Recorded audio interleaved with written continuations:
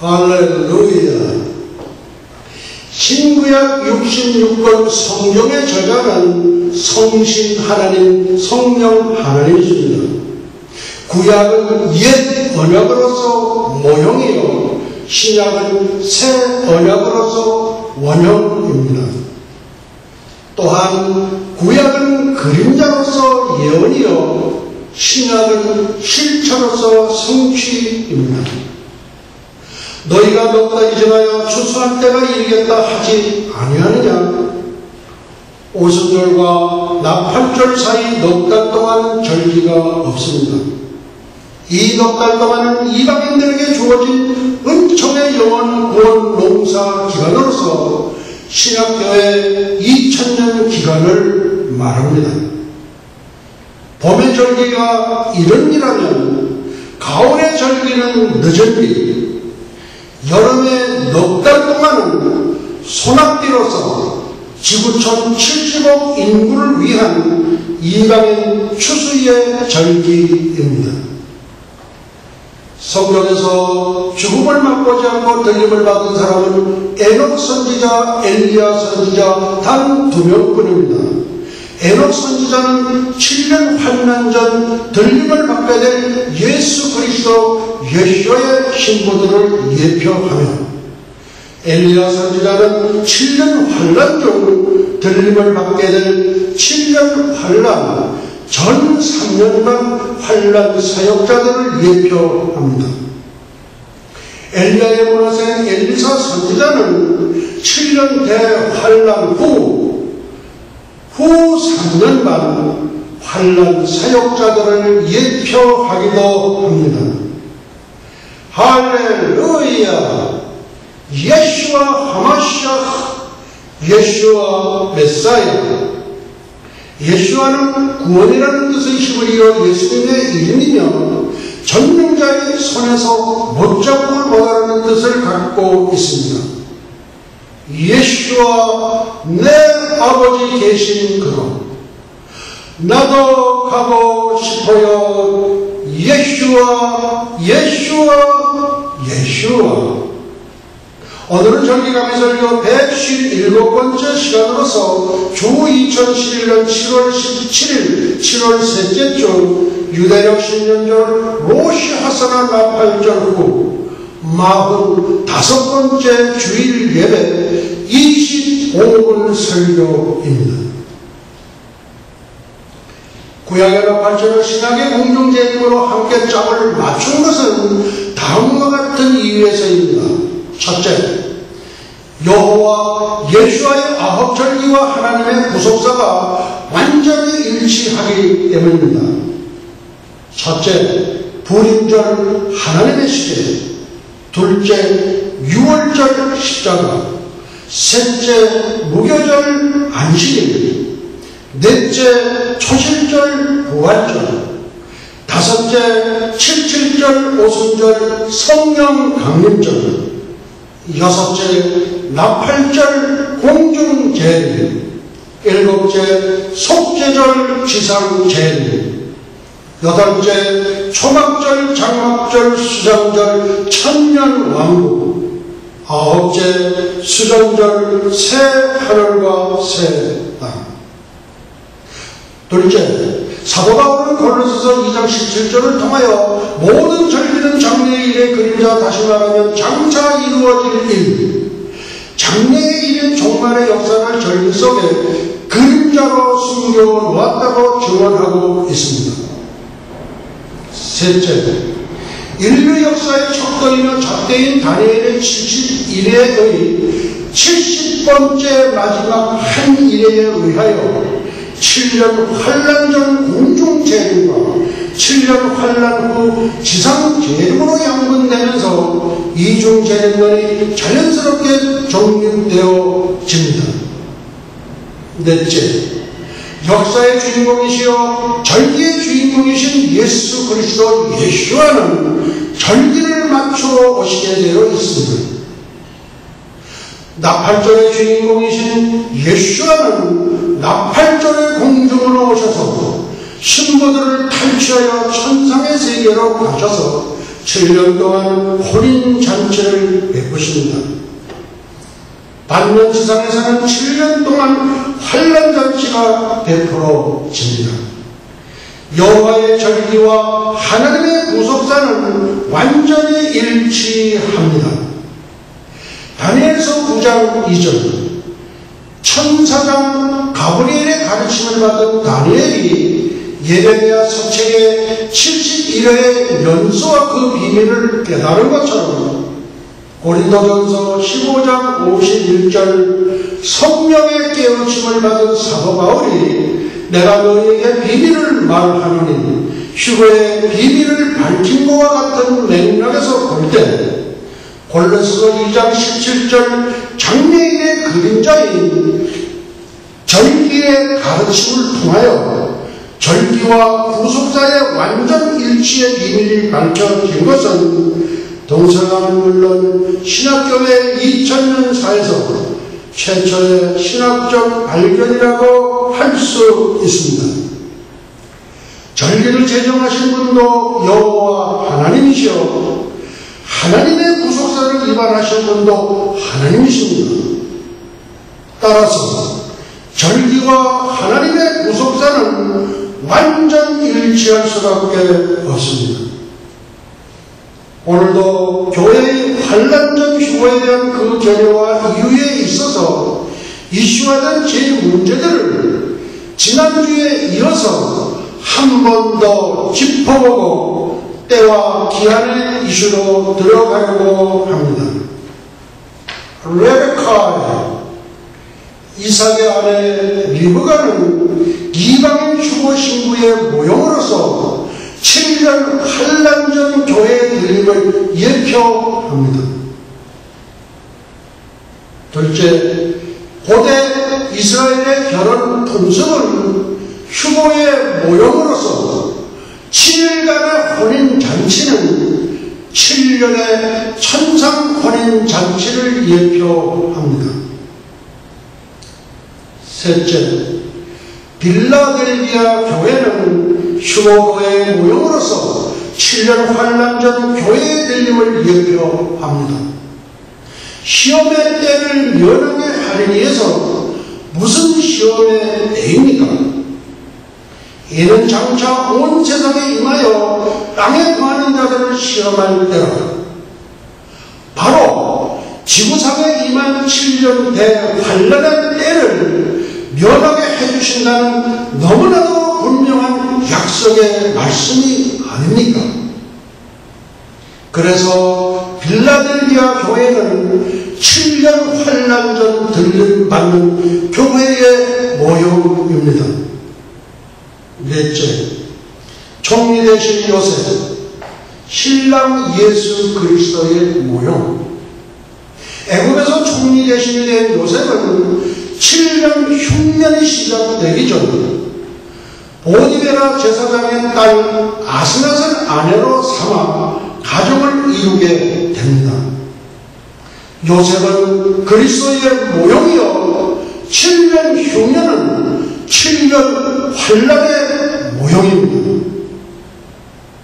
따라서 7년 흉년 전 요셉의 혼인은 7년 환란 전 예수님이 이방 신부들을 만난 들림 사건을 예표하는 것입니다. 다섯 번째, 휴거의 표상 에녹. 에녹은 65세에 회심하여 300년간 하나님과 동행하다가 365세의 죽음을 맛보지 않고 들림을 받아 모든 인류에게 휴거의 표상이 된 신비의 선지자로서 홍수 전에 들림을 받았다는 것은 7년 환란 전 교회의 휴거를 예표하는 너무나도 명백한 요지부동의 증거가 아니겠습니까? 여섯 번째, 칼빈과 성 어거스틴.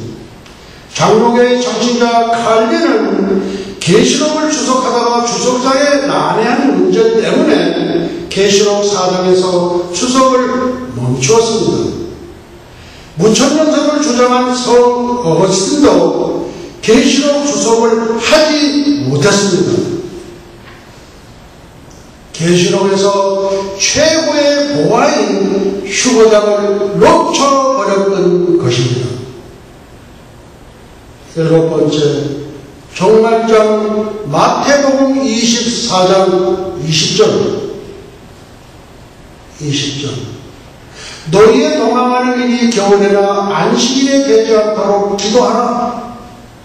여기서 안식일 사베스는 유대인들이 지키는 토요일입니다. 교회는 예수님께서 부활하신 썬데이, 일요일에 주일 예배를 드립니다. 때와 기한은 아버지께서 자기의 권한에 두셨으니 너희의 알 바 아니요. 오직 성령이 너희에게 임하시면 너희가 권능을 받고 예루살렘과 온 유대와 사마리아와 땅끝까지 이르러 내 증인이 되리라 하시니라. 때와 시기에 관하여는 너희에게 쓸 것이 없으면 주의 날이 밤에 도적까지 이를 줄을 너희 자신이 자세히 알며 내가 진실로 너희에게 말하노니 이 세대가 지나가기 전에 이 일이 다 이르리라. 그날과 그때는 아무도 모르나니 하늘의 천사들도 모르고 아들도 모르고 오직 아버지만 아시리라. 예수님께서는 때와 기한에 대하여 이 세대가 지나가기 전에 이 일이 다 이르리라고 말씀하셨습니다. 주께서 호령과 천사장의 소리와 하나님의 나팔로 친히 하늘로 쫓아 강림하시리니 그리스도 안에서 죽은 자들이 먼저 일어나고 그 후에 우리 살아남은 자도 저희와 함께 구름 속으로 끌어올려 공중에서 주를 영접하게 하시리니 그리하여 우리가 항상 주와 함께 있으리라. 그러므로 이 여러 말로 서로 위로하라. 사도 바울과 데살로니가 성도들은 이 여러 말로 서로 위로하라면서 당대의 주님이 오시리라고 믿었었습니다. 그러면 인류 역사 속에서 나타난 재림의 예언들을 살펴보려고 합니다. 역사 속에 나타난 재림 예언의 날들. 성 어거스틴 AD 1000년, 마틴 루터 1556년, 과학자 아이작 뉴턴 1715년, 신학자 벵겔 1846년 6월 18일, 새벽기도의 창시자 한국의 길선주 목사 1929년 4월 29일, 세계적 부흥사 빌리그레함 목사 1972년 7월 13일, American Bible Society 미국 성서 공회 1988년 9월 13일, 헤럴드 캠핑 1993년 2011년 5월 14일, 뮬러 1884년 10월 22일, 러셀 1914년 10월, 한국 장막성전 1969년 11월 1일, 한국 팔명산 기도원 1972년 6월 25일, 여호와 증인 1975년 10월 1일, 통일교 문선명 1975년 10월 11일, 이장님 1992년 10월 28일, 노스트라다무스 1997년 7월, 힐라리 2000년 5월 18일. 아홉 번째, 세대주의와 6천년 선. 일곱째 날에 안식하시리라. 여섯 동안은 일할 것이요 일곱째 날은 쉴 안식일입니다. 제7년에는 갈지 말고 묵혀두어서 하나님께서는 6일 동안 천지를 창조하시고 일곱째 날에 안식하셨습니다. 하나님의 창조 질서에 의하여 안식일을 주셨고 안식년도 주셨습니다. 7일 안식일, 7년 안식년은 곧 하나님의 창조의 완성, 오메가의 의미가 담겨져 있습니다. 이러한 7이라는 질서에 의고 이레니우스와 어거스틴은 인류 역사 6천년설을 주장했던 것 같습니다. 곧 역사 7천년이 되는 때는 천년 안식의 천년 왕국이 도래할 것이라고. 그런데 지금 우리는 6천년하고도 11년이 더 지난 6011년이 아닌가? 인류의 역사는 무한할 것인가 유한할 것인가? 본연구자는 6천년설을 지지합니다. 왜냐하면 우리 주님께서 말씀하셨기 때문입니다. 예수님께서는 열처녀 비유에서 신랑이 더디 오므로 다 졸며 잘세라고 신랑이신 예수 그리스도께서 조금 늦어지심을 비유적으로 말씀하셨습니다. 얼마나 늦어지는지는 우리는 알 수 없습니다. 그날과 그때는 아무도 모르나니 하늘의 천사들도 모르고 아들도 모르고 오직 아버지만 아시느니라. 정확한 날짜는 모르지만 우리 주님께서 말씀하신 무화과 나무의 비유의 징조를 보고 우리는 짐작할 수 있습니다. 이것은 잉태한 산모가 출산일이 언제쯤일 것이라고 예측하는 것과 같습니다. 6천년설과 세대주의는 같이 나란히 갑니다. 우리 주님께서는 이 세대가 지나가기 전에 이 일이 다 이르리라고 말씀하셨습니다. 역시 우리 주님의 말씀에서 해답을 찾아야 하지 않겠습니까?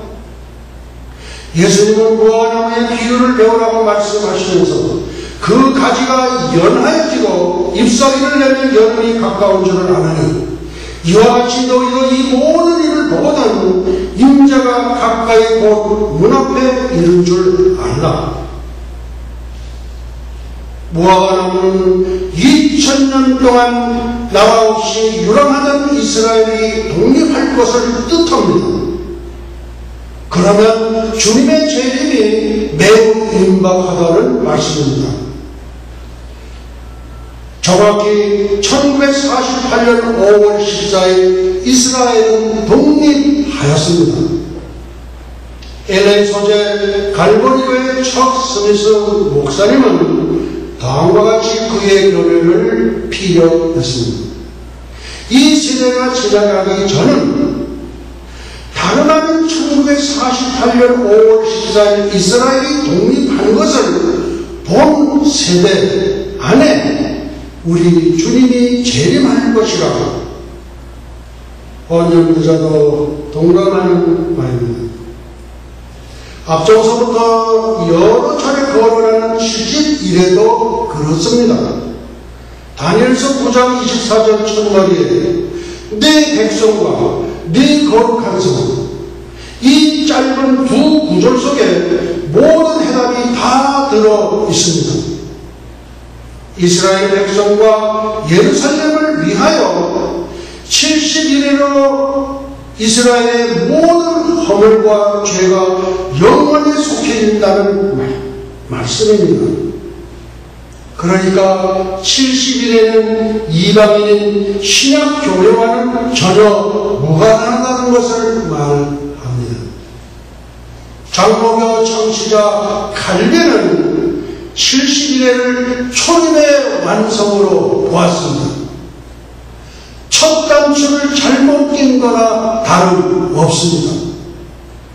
그러다 보니 무천년설까지 등장하지 않았는가. 그리스도로 더불어 1000년 동안 왕노릇하리라. 이 말씀은 주님의 재림 외에는 천년왕국이 분명히 이루어질 것이라는 증명이 아닙니까? 70일에는 이스라엘 백성을 연단시키기 위한 하나님의 묵시적인 특별한 프로그램인 것입니다. 70일의 마지막 한 일에는 이방인인 신약교회를 위함이 아니요 이스라엘에 국한된 예언입니다. 그가 한 일의 언약을 굳게 정하기로 적그리스도에게 7년 동안 고침받아 7년 대환란이 세상에 임하는 것도 하나님의 계획 속에 들어있는 것입니다. 7년 대환란 전에 2000년 동안 이방인 구원농사가 추수기를 맞아 신약교회가 들림을 받는 것이 공중재림입니다. 7년 환란 후 우리 주님은 지상 재림하십니다. 70일에 의하여 환란 전 공중재림과 환란 후 지상 재림으로 이중 재림들이 자연스럽게 정립되는 것입니다. 10번째, 계시록 12장 1절로 6절 여자와 붉은 용.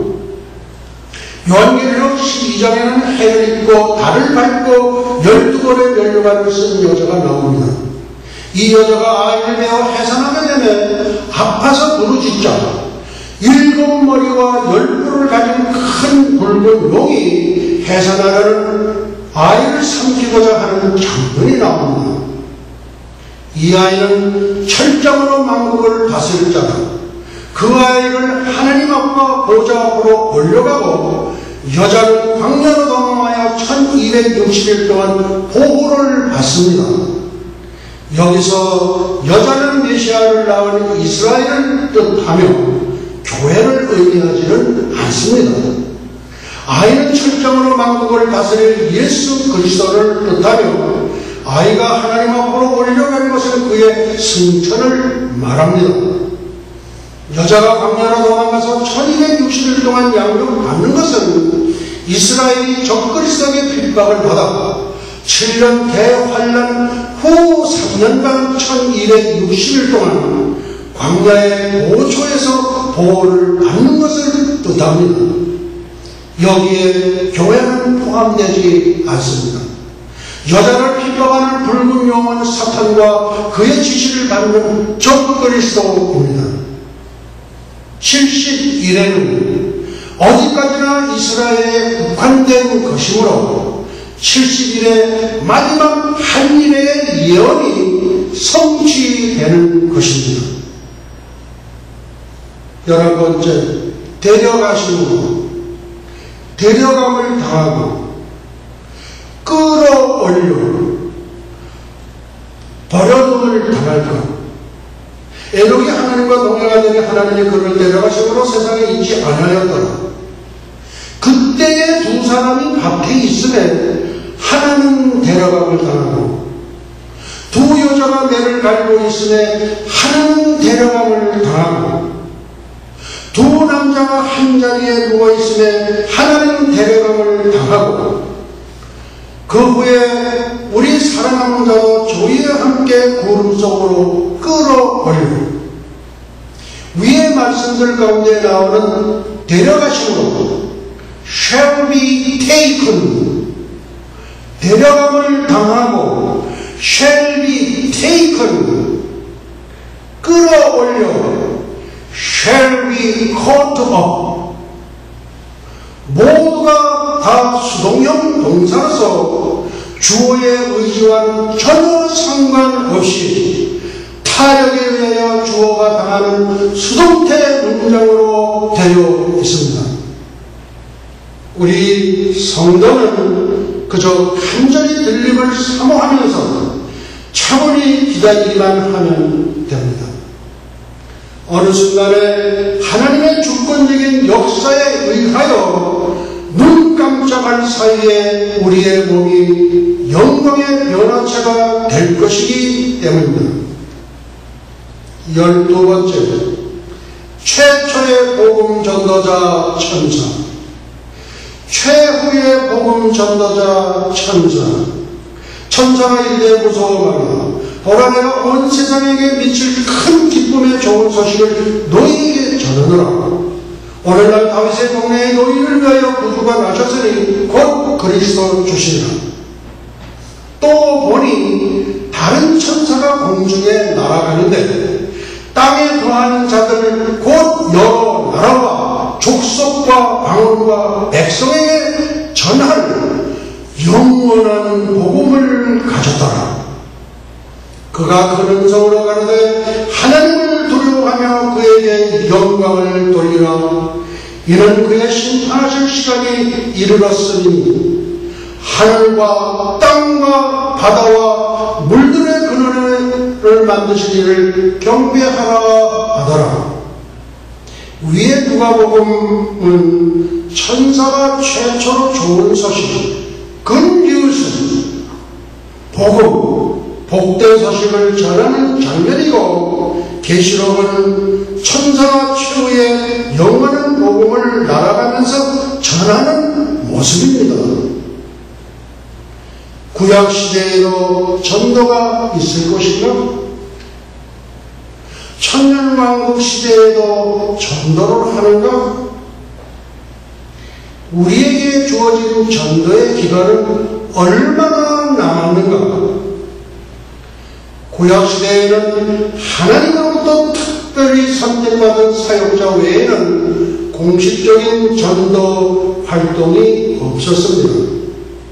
예수 그리스도께서 통치하시는 천년왕국 때에도 공식적인 전도는 없습니다. 오순절에 강림하셨던 보혜사 성령께서는 그리스도의 공중재림인 휴거와 더불어 떠나가십니다.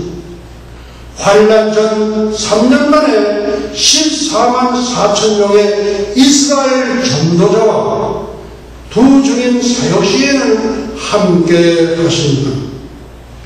환란 후 3년 만에는 인류의 복음 전도는 거의 불가능할 것으로 예견됩니다. 따라서 하나님께서는 시공을 초월한 영적 존재인 천사를 통하여 복음을 전하십니다. 신약교회가 들림을 받는 휴거 시까지가 우리에게 주어진 최대의 복음 전도 기간으로서 본 연구자는 진단을 해봅니다. 우리는 지금까지 얼마나 많은 영혼을 의의 길로 인도하였는가?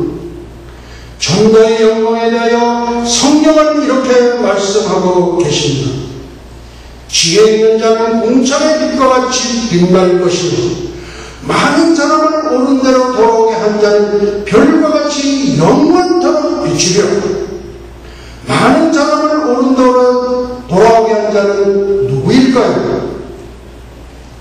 예수 천당 불신 지옥을 외쳤던 일제시대 한국의 최봉석 최권능 목사, 오늘도 뉴욕의 맨하탄 거리에서 지저스라고 외쳐졌는 집없는 천사, 이름도 없는 무명의 노숙자의 외침, 휘휘낭낭 선한 선녀들이 활보하는 한국의 명동거리 한복판, 예수 천당 불신지옥 조그만 하나 사인판을 세우고 반주기에 맞추어 나같은 죄인을 엎드려서 불러대는 천덕꾸러기 장애인의 애절한 복음성에 울먹이는 가늘픈 외침, 60세까지는 풍요의 땅 미국에서 자신의 안녕만을 위하여 살았지만 60세 이후부터는 주님만을 위하여 살겠노라고 갈 바를 알지 못하고 동토의 땅을 향하여 떠나간 아름다운 날걸음. 나는 말씀을 전파하라. 때를 얻든지 못 얻든지 듣든지 안 듣든지 항상 전파하며 힘쓰라. 오늘 말씀은 역사가 마치도록 하시겠습니다.